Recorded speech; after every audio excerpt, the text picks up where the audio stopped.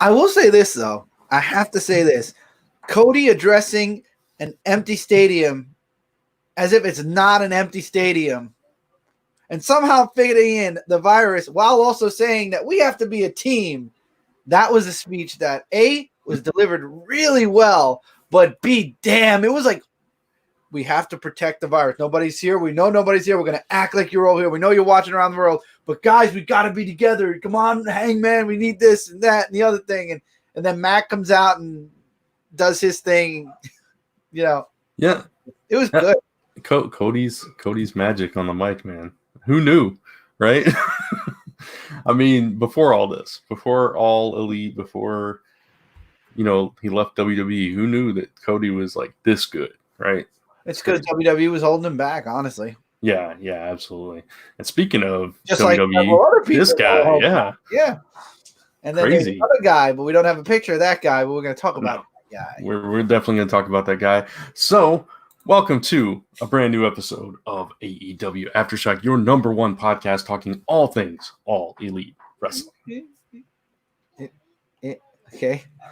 I'm Chris Falcon. And I'm Midnight Sky. My document froze, and I'm like, wait, do I have to say anything, or do I just introduce myself? Oh my goodness. We're never going to get this right. It's going to become a running gag, and that's how the show is going to continue forward. We're Team Aftershock. That's every show we do is just a running gag that we can't start it right. Nope. But that's okay. Team Aftershock, yeah. That's us. Midnight Sky, Chris and Brant, whatever you want to call us. That's who we are. And we're here to talk some AEW, man. And it's you could also the Awcast across all social media. That's the AWE cast. Yeah, that's great. After the light banter there, if you looked right, yeah, you jumped ahead, but that's okay. Okay, yeah. That was my line, and I'm sticking to it. Yes, theawcast.com and at theawcast across social media. You can find us. We'll get this right one of these days. No, we won't. But yes, it's a little strange watching All Elite Wrestling these days. Like you mentioned, they're in Jacksonville, home base. Yeah, it's just, and with all these states now on lockdown, it's like a lot of these people don't live in Florida. Yeah. So I'm guessing that they're staying in a hotel or somewhere close. Or something. I know some of them do. Like Sean Spears lives in Florida. I'm not sure who else, but I know some of them do live in Florida. Just because especially if they came from WWE, those guys were right. Coming up from developmental was in Florida, so they kind of just based themselves out of there. Well, I know Sammy Guevara's in Texas. He might be staying anyway. I know that Matt and Nick are both from California. Yeah, Matt's staying. I can understand why Nick's not there though now, especially with all the quarantine and whatnot. Yeah, but Matt's home. I saw Matt home. He was on Instagram. Yeah. Maybe I don't know. Maybe they're private jetting it. Who knows? Maybe. We're not here to discuss how people are moving around, but it's weird watching wrestling without an audience. I think AEW did it the best. Yeah, I was going to say the same thing you were about to say. So, yeah, just because they had the wrestlers come out and be the audience, which I thought was brilliant. And I'm like, why didn't WWE do that? Because it's so much better. It's more entertaining. Triple H on commentary. Which was fine. It was funny. It was okay. But it was weird to have no reaction. But you bring out the wrestlers and you get that. And you got them on each. You got the heels on one side and the faces on the other side. I thought that worked out well. And it added something to it. It made it a little bit more normal. And they interfered a little bit, which is what I like Wardlow interfering with Cody and whatnot, and I forgot, and also MJF paying off Butcher and the Blade, and the betting that was going on between him and Sean Spears. Colt Cabana slapping the taste out of Kip Sabian's mouth. Oh my God, that was awesome when that happened. That was. So before we get too deep into this, by the way, we are talking AEW Dynamite. There we go. So AEW Dynamite. Did we wait? We skipped dark. We'll go backwards. Let's go back to dark. No. Okay, we can go dark. We'll go dark. We'll talk dark first. We'll sidetrack. We'll table that discussion. We'll get back into it with Colton and everything. Right. So yeah, we'll run down the matches of dark. Talk about those real quick. What's that? Ironically, the first match is Colt Cabana versus defeats Peter Avalon. Why did you call him Cold Cabana? He's Colt Cabana. With it was a typo. It was a typo. Thank you. Boom Boom defeats Peter Avalon. The Hybrid 2 defeats Brandon Cutler and Michael Nakazawa. Penelope Ford defeats Rio. And Christopher Daniels defeats Stu Grayson of the Dark Order. I'm going to be muting on and off because there's a little construction going on. I hope you really can't hear it. Oh, we can. Oh, you can? I'm sorry. Yeah, a little construction. But anyway, I just find it hilarious. I looked this up, and I was telling you about it yesterday about Brandon Cutler. Every match I've looked up that Brandon Cutler was in, he's never won. Except for one fantasy match. I think it was fantasy against Matt Jackson. Wow. That's crazy. It's like he's a jobber, but not a jobber. So it's so weird. He's a jobber with a personality and as Taz says, the best ring gear in the business. And the thing is, I looked him up on purpose to see if he won anything ever. And he never won. And it became a quest. I'm like, I have to find another match. I have to find out if he won the next match. Yeah. None. That's insane. And Brent, that's the thing. In this tag match, I think this was his best match in All Elite Wrestling to date. He was so good. I was like impressed because up till now I thought he was like a little rusty. Yeah, he's got good in ring for sure. That's what pissed me off. And now they're pushing this Peter Avalon versus him through being the Elite, and I'm scared they're gonna let Peter Avalon win and let him be the over for Peter Avalon. It's like that would be terrible. Maybe that would be a snapping point for Brandon. He would just switch because even Matt Hardy was just. I mean, Matt Jackson was like, "What are you doing in here? Get out!" So he's just like treating him like crap. Well, I'm sorry. I think Brandon Cutler definitely has. I don't know Peter Avalon. I don't watch him, but Brandon Cutler, I've watched his matches now. He's so good. It's not fair that he doesn't win one match. Peter Avalon is as skinny as your brother.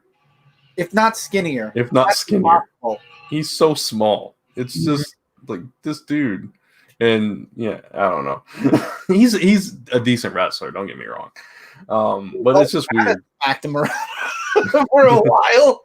And again, being the Elite spoiled both matches for me. I know. I don't see this week I watched it before I watched Dark. And last week I didn't. Yeah, so it did. It totally spoiled it. I don't know why they're doing that.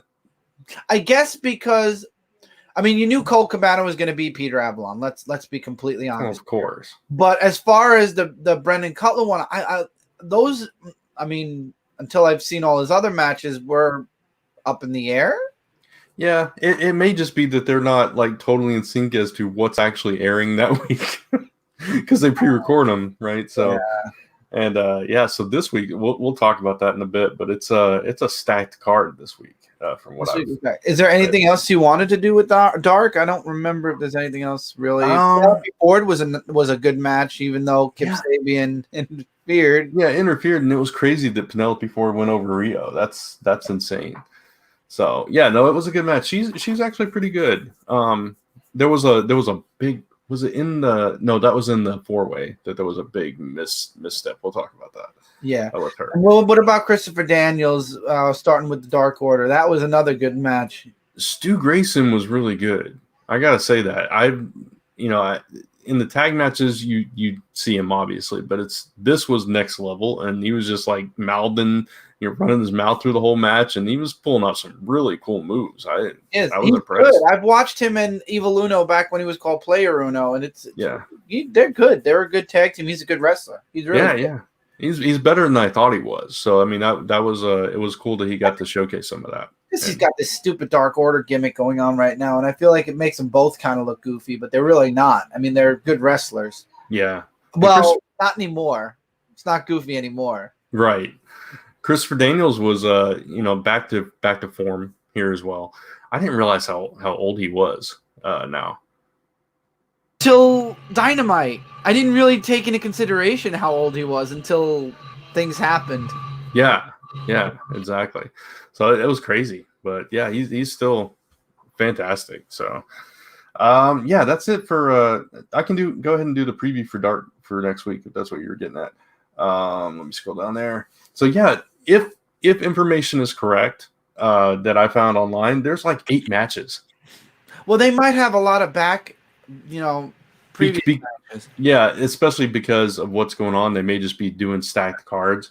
So this is what the information I found. Don't take it as, all this is going to be on the show because I'm not 100% sure. But we have Jake Hager versus Joe Alonzo, SCU versus Spears and Robert Ego Anthony. A lot of these guys I've never heard of, by the way. Dustin Rhodes and QT Marshall versus Matt, Sex Sells, John Cruz. Chris Sabian versus Shug D. Wardlow versus some unknown. Huh? Matt who again? Sex Sells. Seriously, yeah, that's what it said. Yeah. Colt Cabana versus Brandon Cutler. That's going to be interesting. Joey Janela and Sonny Kiss. The Elite will just spoil it. Yeah, I know. Today, probably. Joey Janela and Sonny Kiss versus Corey Hollis and an undisclosed partner or unknown partner. And Darby Allin versus Kip Sabian. So double duty for Sabian. Yeah. Long card there. So who knows? They might split it over the course of the next 2 weeks. They might. So we might just get to see about half of that. So we'll see. Usually there's only 3 matches per Dark. 3 or 4. Yeah. Right. And you listed at least 6. I listed 8. 8? That's definitely got to be 4 and 4. 7 or 8. Yeah, 8. That's 4 and 4. There's no way they're going to do all 8 of those matches for Dark. There's no way. They're at least 2 hours. Unless they do a double size episode because of, trying to give us more since they don't have as much on Dynamite now. And also more because we're home. Yeah, exactly. So who knows? I guess we'll see tomorrow. That'll be a full show. That literally will be a full show. Yeah, absolutely. But with that said, let's go into some Dynamite.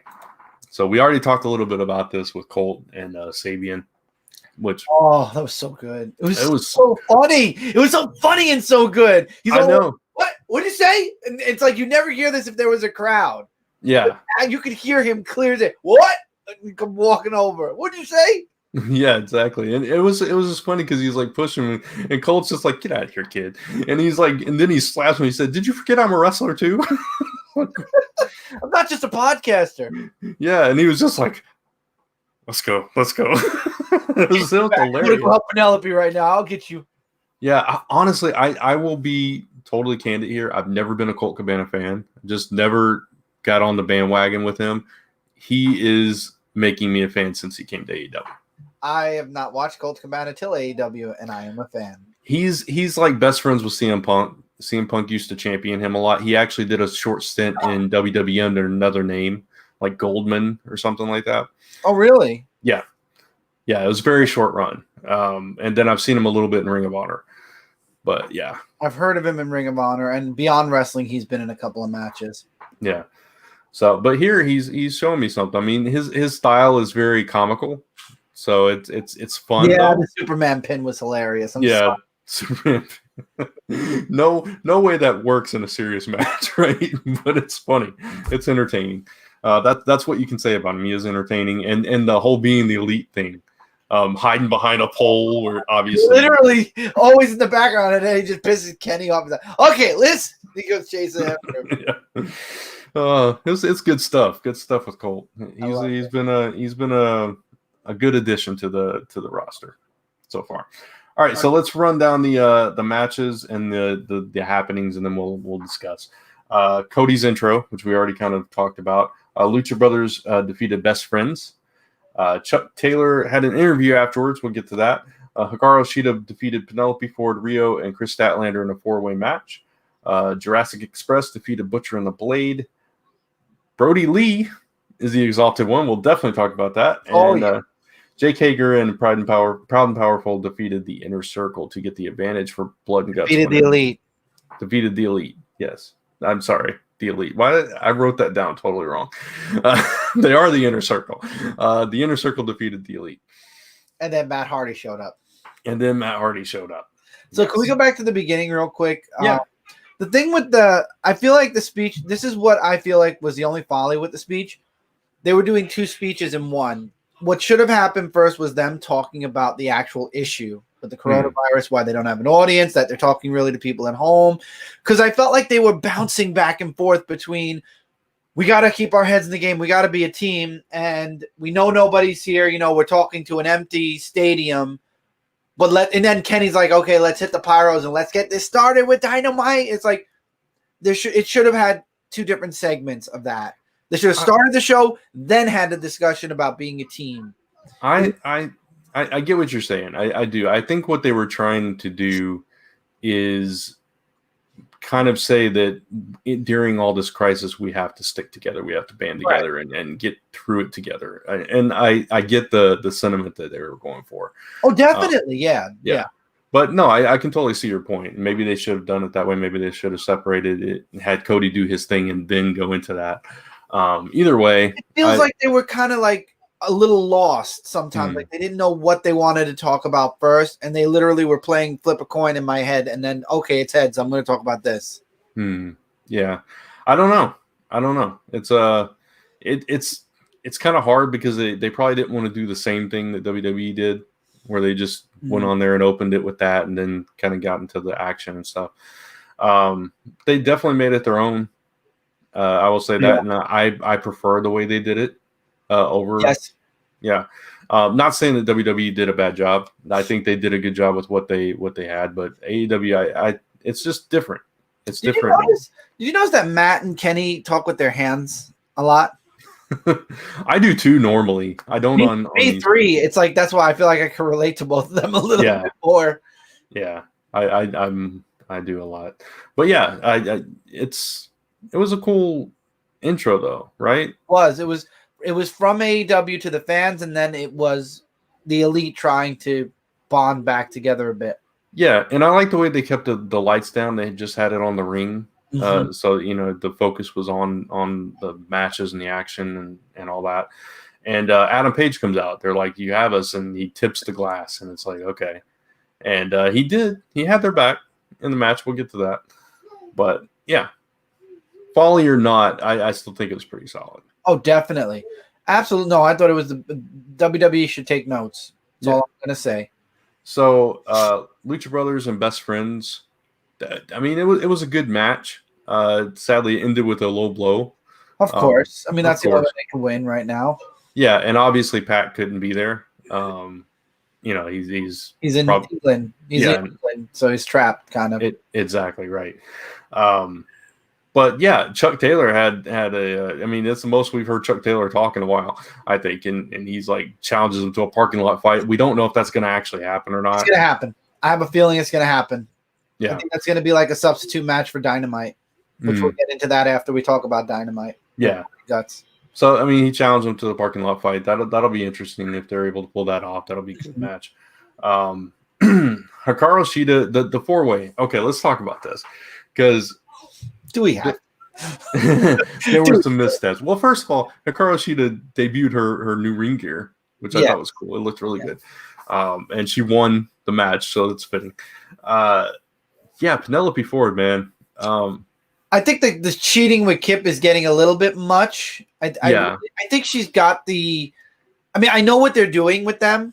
I'm not gonna say I don't. I'm not gonna say it's bad, but I feel like. For example, when it's with Kip, right, and she does that moonsault, that's awesome. But that's all she does. And then a little grab here, a little grab there, that's it. Kip was literally helping her throughout the entire match. Yeah, and it's a little degrading, like you can't do this on your own. It's. I love Sabian, and I love. I like them both. They're really good and everything. But I agree with you. It's a little bit much. But Penelope, man, she had some missteps in this match. Where she tried to do the Hurricane Run and she just landed in a crash. It just did not connect at all. I hope she was okay. I hope there's no bruises after that. She really landed hard. Yeah, she looked like she took the blow pretty hard. It was rough. There was a couple of spots like that. It was just, ugh. And I felt bad for them because this was a showcase of skills more than anything in this, because no audience, all the attention is completely on them. And there was a lot of pressure, right? So, you can forgive it a little bit, but I felt bad for them all the same. There was a misstep in the Jurassic Express match as well. We feel like we're in Jurassic Park these days, so it's crazy out there. Anyway, no, there was a part like right before the pin, right before the end of the match, where Jungle Boy was gonna run out and do a suicide dive onto Butcher, I think it was. And Butcher didn't get up. He wasn't there, so he had to just like jump out of the ring and kick him. Yeah, he went through the middle, like he ran, and it's like he stopped, and then he just jumped over the rope. It's like, yeah, because he was still laying down. It's like he missed his cue to get up and get hit. You didn't see what happened to Marco then either, did you? When they all were getting in the ring, Luchasaurus kicked him in the head because he was too close. Yeah, I did see that. You did see that. Yeah. I forgot about it. But funny thing. yeah. So little mishaps Poor here and there, Marco. but yeah, I know. Poor Marco.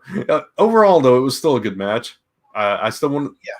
I still want to see Butcher and Lucha really get into it, and I really hope that the match with Lucha and Wardlow comes up soon. We need it. We really need that. And I keep feeling like Wardlow watches MJF so much so, like you wonder, and it was even spotlighted on AEW's social media, and he looks at him sometimes, and I feel it in my bones, like he's looking at him like, I can't wait till X moment happens, and then I'm gonna flip this kid right on his ass. I really feel like Wardlow's just biding his time, and I hope I'm right. I really hope I'm right, because I want to see Wardlow kind of be his own person, not a bodyguard. Yeah, I think he has to have some more matches under his belt and get some buzz around him first. Because right now, knows him. Nobody knows him really. Exactly, and the one match he had, it's like everybody's booing him because he's against Cody. Right. So, yeah, we'll have to see more of Wardlow, but I hope that happens. I hope he has his Diesel moment where he power bombs MJF through the mat. Or something. That'll bring the crowd all to him. That'll 100%. He'll flip to the crowd's favor. Speaking of the crowd, we should talk about that. MJF and Sean Spears gambling throughout the whole thing. Bring Tony Schiavone in, poor innocent Tony Schiavone. Innocent Tony Schiavone. He was like, "Can I get some of that action?" Innocent. They're corrupting poor Tony Schiavone. I love the interference. I wish the other side had gotten involved a little bit more. That would have been nice to have an evensies kind of deal. Yeah, exactly. Maybe we'll see that more this week if they do the same thing or a similar thing. I'm pretty sure they will, because at least it gave a little bit of background, bit. And I love how they made it into the show. It's like, okay, we don't have a crowd. Let's let the wrestlers be the entertainment extra to the show. So it wasn't just the wrestling. You had the gambling. You had the other people. They were interviewing them while they were doing matches. It added to the show. It actually okay. So there's the wrestling, and then there are actually, there's stuff going on around it still. Speaking of, and I mean, I'll talk about that in a minute. Sammy Guevara. Oh God. We'll get to that. I did want to mention a couple things first, though, before we get into that. Mox, they did this segment where he couldn't enter the building. He couldn't get in there, and that's fine. I don't know where they're going with all that, but yeah, it was cool. I can't remember, why couldn't he enter the building? I might have missed. He's not medically cleared. Oh, right. He's not medically cleared after. Okay, yeah. So they're probably just trying to buy their time with that confrontation, I guess. I wonder if he's really at the arena and they don't have to record it elsewhere. Maybe he's somewhere else. Yeah, maybe that's what it is. Maybe he's still back home or something. He can't make the travel or something. Who knows? Who knows where he is? And then of course the Christopher Daniels denying that there's an Exalted One again, and that whole thing. Can we just take a moment? Yeah. The first time you're getting two big premieres and all this other crazy stuff going on, and there's no crowd. I know. There's no crowd. The one time people are going to react the most, and there's no crowd. You have two big premier WWE former, just left WWE wrestlers, and there's nobody there. And what Brody says, though, when he finally reveals who he is, and he says that about Vince, I had an old bastard who didn't believe in me. Exactly. I was like, oh, that was a burn right there, man. I'm glad he took his original name, and he's actually had more time on the mic in AEW than he has in WWE in his entire career. Completely agree. And he was better on the mic than we thought. Oh, I knew he was. If you've seen any of his independent work, whoa, night and day to WWE. Yeah. So it's just it was good. It was one of the contenders, the heavy contenders. So it wasn't a total shock that it was him. But it was cool that they actually went through with it. I thought maybe they had changed. Yeah, I wasn't even sure we were going to get the Exalted one just because of the no crowd thing. I thought maybe they would stall it.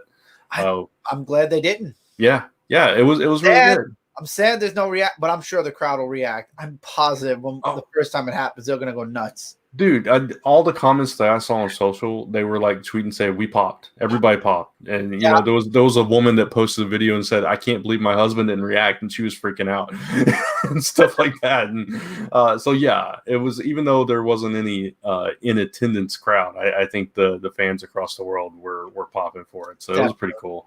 And it gave validity to the Dark Order, because up until then it's like, yeah, it's kind of cheesy, kind of whatever. Yeah. So Brody Lee became Bray Wyatt. It's kind of interesting. I mean, I'm not surprised, especially with his talent. We'll see what happens next. Yeah, exactly. It's going to be interesting to watch it and see how the rest of SCU deal with Christopher Daniels now that they find out for sure that he's not. So that'll be interesting, the fallout of that. All right, so let's get into that main event. Oh, the main event that everybody in the crowd who was on the heel side interfered with. Yes. Yeah. So before that, talking about the Sammy Guevara thing. So everybody, every time Chris, let's paint the picture. Every time Chris Jericho comes in and his song plays, the entire audience is singing along. That song has gotten over more than any song since like Fandango's. 5 million viewers, 5 million views still to this day, going up. Yeah, I swear. I mean, I've never heard a crowd like it. It's just insane with that song. They know every single word and they chant it, but there's no crowd, right? So what happens? Sammy Guevara. Oh my God. Dude can't sing worth a crap, but he got on that mic and he sang every word. MJF singing with him. You got everybody in the background singing. I know, but still, it was fun. It was fun. It was just like, oh my God. Sing. There's proof of him being able to sing. He was in, groups and stuff. Okay, well, he was putting on a show then. Either way, it was totally off key and awful, but it was perfect, right? And Chris Jericho's over there just smiling. It was like he was eating it up. Oh, it was so good. It was so good. It was so funny. It hurts so bad. I wish they had panned over and showed some of the good guys singing too. That would have been hilarious. That would have been hilarious if everyone was really singing. Yeah. So yeah, that was cool. So we get into the match, and the match is actually really good. I mean, so good. Oh, the cowboy shit, the super kick parties, and everything else was the double Northern Lights where Matt and Paige teamed up. Mm-hmm. Maybe they're finally getting over their crap, but then they lose. And it's like, oh. So they don't get the advantage. They lose because of cheating, to be fair. They did. Obviously, they lose because of cheating and all that stuff, but still they lose. After all that, after they finally buried their differences, get on the same page, and they lose. No pun intended. Same page, so yeah, they're down a man because Nick's out, mm-hmm. and now they've lost the advantage. So it's constantly going to be 2-on-1, and then it's right. Mm-hmm. Yep, and then the drone. I will say, I knew this was happening because if you watch Matt Hardy's video, which went I didn't. I purposely didn't. Yeah, but he came back. He was a new Zenith instead of with the blonde. He had red hair. Yeah, and he told the drone, "Take me to my new what did he call it? My new Avalon, or take me to my new place." And it went away. I said, "Oh no." Either he's going to show up on AEW, Ring of Honor, but it's 99.9% AEW because, I mean, the young... Well, yeah, Matt and Nick were in the video, so I mean, it's obvious. But... Right. So, yeah, then when the drone came in at the end, I was like, oh, are you serious? Even Jericho's eyes were, like, red, like, like a drone. It was perfect though, right? Maybe they couldn't have done that if they had the full audience. I don't know. Oh yeah, they would have. I think it would have been better because he was in the audience. He was in the freaking audience. That's true. That's true. Supposed to be on Dynamite are so pissed off right now that they couldn't have been right where Matt Hardy was because the kids were there. It was good. The drone lands and it's like, okay, you knew what was coming, and they pan out and the inner circle is like pointing up there into the rafters, and it was like it was a Sting moment, right? Because rafters and all that stuff, and he's up there just like doing this bite thing, and then the delete. Nobody's doing anything, and it's like this is so many people at home are probably screaming delete, delete. Yeah. Now my one problem with this, right, is they're down a man. Okay. Yeah. You have QT Marshall and Dustin Rhodes at ringside. They're the Logic would dictate. the Nightmare family. They're doing the tag team thing. I know, but logic would dictate, hey, we're down a man. Let's call him my brother. It's just that's the flaw there. It would have been better if Dustin hadn't been there. You wanted them not in the arena looking. Gotcha. Okay. Yeah, because he's right there, and he's like trying to go up on stage, and Jericho keeps referencing him, saying, "I'm scared of you. Don't you worry me, you concern me." And it's like that. You know what I'm saying? It's like No. No, I get you. I understand, but I guess Matt Hardy. Oh, of course. It's much better. It's kind of broken, no pun intended, broken a little bit because you have their fifth member right there. You're saying it's obsolete. Yeah, exactly. They made Dustin obsolete right there. I'll tell you right now, Brody Lee's still young, so he's got a ways to go. But if Matt Hardy, Brody Lee, and everyone who's come over from WWE and the Revival's a rumor when their contract's up, there are so many other rumors when other contracts are up. If they do better, if Matt Hardy has the best final run, if Brody Lee has the best Dark Order run right now, something's wrong with WWE and something needs to be fixed or shut it down.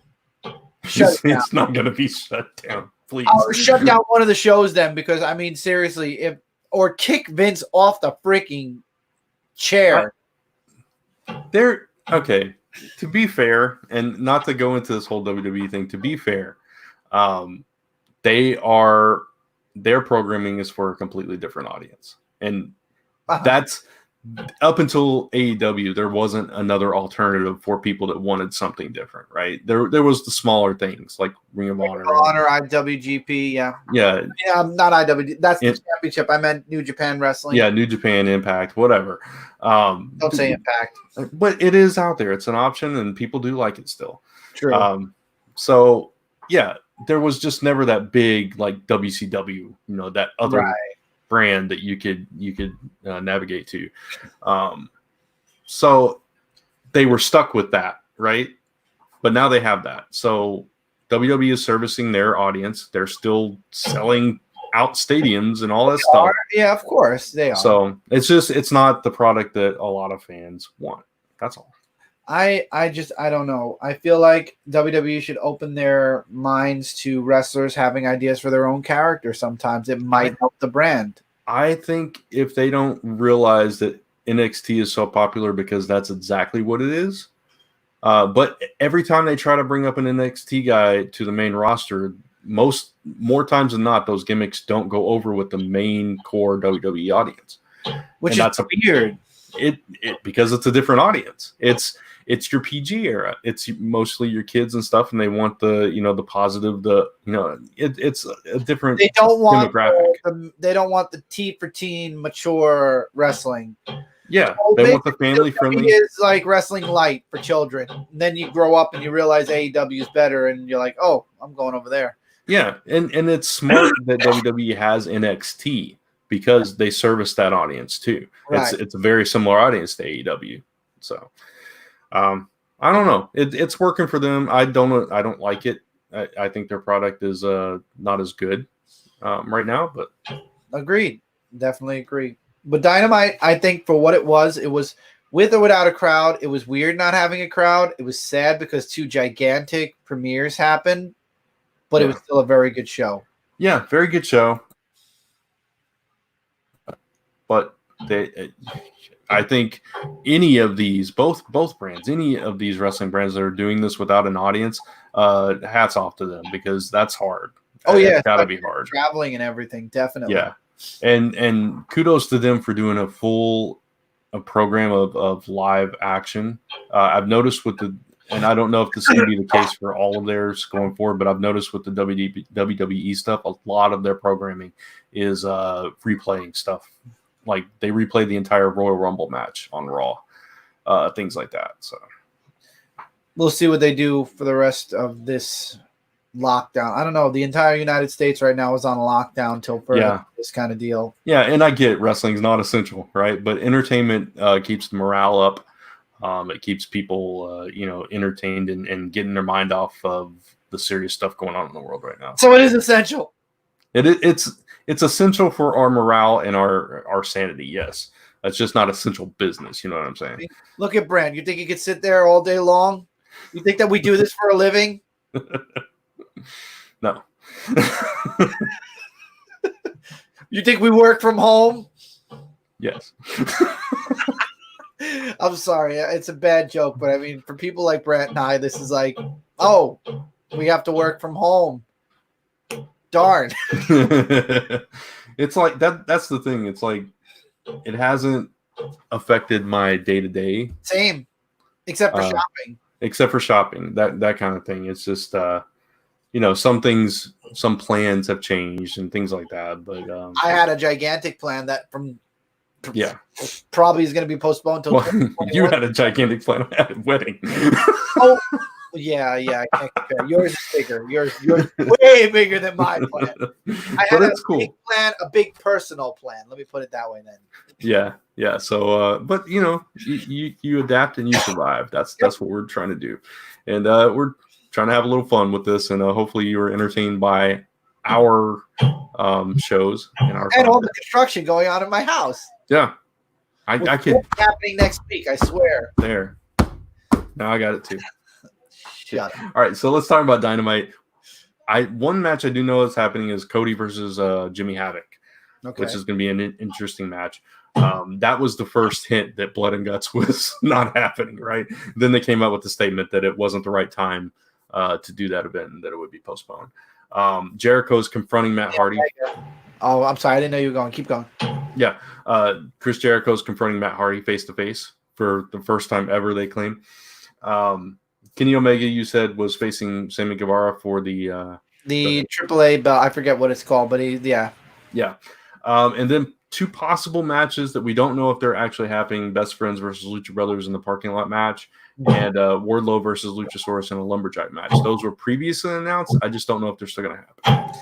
But yeah, I mean, hey, if it's substituting Blood and Guts, those are some really strong matches, especially Luchasaurus and Wardlow. Luchasaurus and Wardlow. Don't you freaking dare cancel that. Yeah, that would be good. I just don't know if they have enough people there to do the full lumberjack thing. That's my concern. So, you can make it work. Yeah, I mean, they got Colt and MJF and Penelope live in Florida, so they're both there, and Jim lives with them, so he's there. Toss Tully Blanchard and Jake the Snake in there, right? Let Jake the Snake go in there. You just get out. So yeah, it's interesting that Lance Archer is there again, and he still doesn't interfere with Cody. He's just sitting there watching. Okay, maybe it'll happen this week. Maybe Luther will show up. I mean, maybe they weren't sure how much they should or shouldn't interfere, because at the same time, this is a program that was kind of not scripted, but it was a set program. So having them in the audience is just to enhance it. Right. So maybe too much interference might have been too much, period. Yeah, that's true. That's true. So, but still, maybe we'll see Luther. I don't know where he's at. So I hope we see him. Since Jimmy Havoc's going to be there. We'll see. But that's it for this episode of AEW Aftershock. So let me take that banner off, and you can cue that graphic. Cue the graphic. Where's the graphic? I don't have it. There it is. Boop. If you like the show, please give us a thumbs up down there. Down there. Yeah, hit that subscribe button above Chris. Well, it's not technically above Chris. Wherever it is on your screen, hit that and the notification bell, which you can see a graphic for up there. Yeah, there you go. Yeah, you point correctly. You can't see it with Super Kick Party in the way. There, join that. Follow that right there. Cool. Yeah, this is your line, by the way.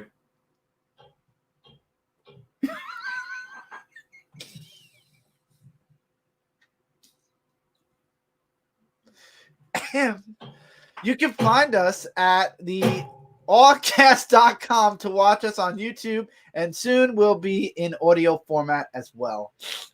And now you can find us on that social media, those tags down there at the Allcast. I got to take Frontline off that now. We're not on Coming Frontline anymore, but yeah, you can find us across the board on social media at the Allcast.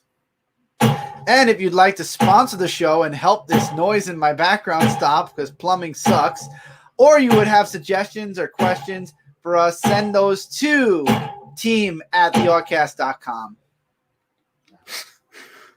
Knowing it literally stopped when I stopped. It literally stopped when I stopped talking. The funny thing is, I know what they're doing, and I can't figure out why there's this rhythmic hammer going on. But anyway, thanks for watching. And for Chris Falcon, I'm Midnight Sky, and this has been AEW Aftershock. So don't forget to soar high and aim for the sky. Or throw something at somebody. Good night. Bye, everybody. I forgot.